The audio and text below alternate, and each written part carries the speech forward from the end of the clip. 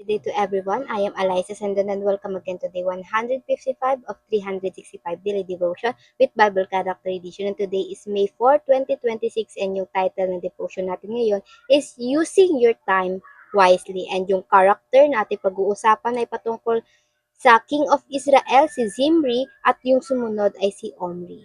So for this devotion, yung scripture for today natin ay makikita natin na mababasa sa First King chapter 16 verse 8 to 10. And it says, in the 26th year of Asa, king of Judah, Elah, son of Baasha, became king of Israel. And he reigned in Tirzah 2 years. Zimri, one of his officials, who had command of half his chariot, plotted against him. Elah was in Tirzah at that time and getting drunk in the home of Arza, the palace administrator of Tirzah. Verse 10, Zimri came in, struck him down, and killed him in the 27th year of Asa, king of Judah.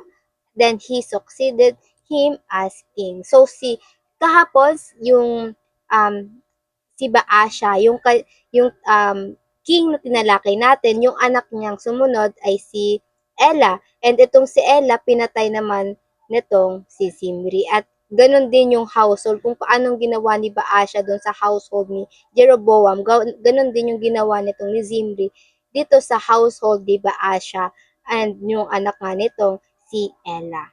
And para naman sa ating katuruan, so ganun yung cycle ng mga kings ng Israel and yung nangyari nga doon sa story na Kings of Israel. And para naman sa ating teaching, number 1, 7 days is long enough to please God. So eto si Zimri ay nag-reign lang siya in Israel for only 7 days.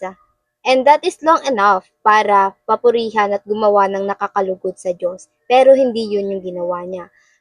Paano ba kasi mag-worship sa Lord? Paano ba kumilos ng nakakalugod sa ating Diyos?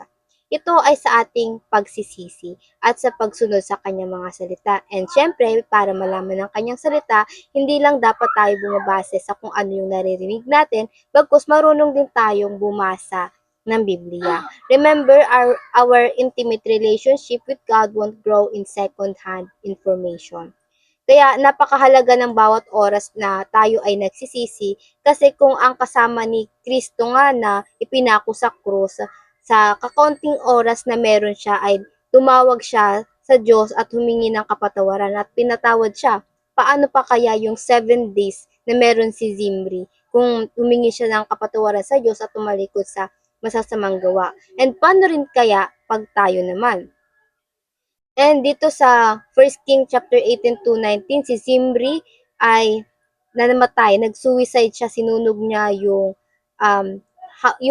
palace at sumama na rin siya doon sa pagsunog kasi pinalibutan na siya ni Omri, ang pinoclaim ng Israel na bago nilang hari. So sabi dito sa uh, First King chapter 16 verse 18 to 9, when Zimri saw that the city was taken, he went into the citadel of the royal palace and set the place on fire around him. So he died. Because of the sin he had committed, doing evil in the eyes of the Lord, and following the ways of Jeroboam, and committing the same sin Jeroboam had caused Israel to commit. So sinayang niya lang yung mga panahon na binigyan siya ng Diyos ng authority, ng power, yung paghahari nga. And pangalawa, a true legacy is obedience to God. Ito yung greatest legacy na pwede nating ipamana sa bawat tao sa paligid natin. Yung tayo mismo, yung sumusunod sa Diyos. So si Omri, masama. Ngayon, yung anak niyang si Ahab, higit na mas masama pa sa ginawa ni Jeroboam. So ayun yung naging legacy ni Omri. Hindi kasi siya sumunod sa Diyos, hindi niya kinilala ang tunay na Diyos. Paano pa kaya kung tayo na mismo na siyang tinawag ng Diyos mag-umpisa ng bagong legacy ng pamilya? This could be our greatest legacy sa tulong at pamamalakad ng pagpapalakas ng Holy Spirit. Kahit mga susunod na generation ay makikita nila yung footprints natin, yung pagsunod natin sa Diyos at gayon din yung gagawin nila. And pangatlo, What matter is how we use our time and power. Mahaba man o maliit ang oras at power na binigay sa atin ng Diyos, what matter the most is paano natin ito ginagamit sa kapurihan ng ating Diyos. Si Zimri at Omri, they have same power, different length of reigning, but the problem is that they have the same ways of ruling. So, pares lang din sila ng pagkamatay. Pares lang din silang namatay.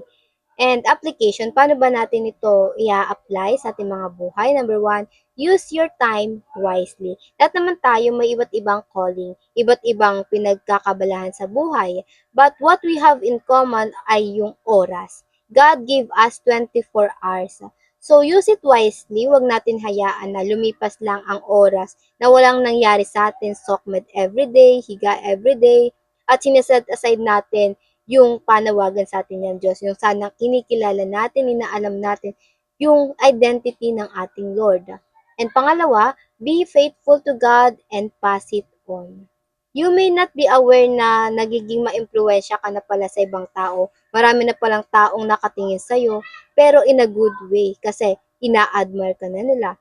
Yung ibang tao, marahil naiimpluwensyahan mo sila, and that is the more important above all, yung maging faithful ka sa kabila ng mga tingin sa'yo ng mga tao, yung mataas sa tingin sa'yo ng mga tao. Hindi mo alam marami palang magiging, yung nga, matang nakatingin sa'yo, nai-inspire sa'yo, at sana matagpuan ka pa rin nilang tapat at loyal na naglilingkod sa ating Diyos. Be faithful to God and pass it on. Ito yung ipapamana natin sa kanila, pagiging faithful and obedience. And pangatlo, ito yung Solomon wisdom. Remember your Creator in the days of your youth. So, alalahanin natin ang Diyos habang tayo'y mga bata pa, habang tayo may lakas pa. Dito nga sa sinulat ni Solomon sa Ecclesiastes 12, verse 1 sa Tagalog, alalahanin mo ang lumikha sa iyo habang ikaw ay bata pa, at bago pa dumating ang panahon ng kahirapan at masabi mo, hindi ako masaya sa aking buhay. So, para mahalaga ngayon pa lang naalala natin na tayo dapat sumusunod sa Diyos, kasi huwag na natin antayin yung buhay natin, maramdaman natin na it seems worthless. But it is not too late para sa mga matatanda o feeling na huli na para sa kanila. Kung ito ang chance na ibinigay sa'yo ng Panginoon, make it use of it. Huwag mo nang sayangin pa. And now, para naman sa ating reflection, why is it important to remember that God can take back our life at any times? So, bakit napakahalaga na alam natin anytime of this day or tomorrow na kukunin ng Diyos ang ating buhay at haharap tayo sa Kanya? Bakit napakahalaga ngayon pa lang, kinikilala na natin at sinusunod siya? And before we finally end, let's have a short closing prayer. And let's pray, everybody. Our Father in heaven, we thank you and glorify you for this devotion, Panginoon, na pinakita mo sa amin, Panginoon, kung gaano kahalaga ang bawat oras na ibinibigay mo sa amin, Panginoon. Panginoon, mahaba man o maliit ang meron kami ngayon, Panginoon, tulungan niyo kami, Panginoon, na to make use of it, Lord God, in a good way, na siyang ikapupuri ng inyong pangalan, Panginoon, at ikadadakila, Panginoon, ni Jesus Christ. Lord God, tulungan niyo kami na turuan ang aming mga puso at maging mabuting impluensya sa ibang tao, Panginoon, kung paano sumunod at makinig sa inyong mga salita. Panginoon, ikaw nawa ang siyang palagi manguna sa aming mga daraanan, sa inyong mga task na ibinigay sa amin, Lord God. Kayo nawa ang bahalang magbigay sa amin ng aming mga pangangailangan, Panginoon, at ituro mo kami sa mga taong gusto mong makilala pa nila kayo, Lord God. Ayun lang po, Panginoon, kayo nawa ang palaging manguna at madakila, magliwanag ka sa aming mga daraanan. In Jesus' name we prayed. Amen and amen and amen. At ayun lang po, I hope marami tayong natutunan at patututunan pa, and I pray na sama-sama tayong lumago sa Panginoon. See you again tomorrow for our devotion. Have a nice day ahead and God bless.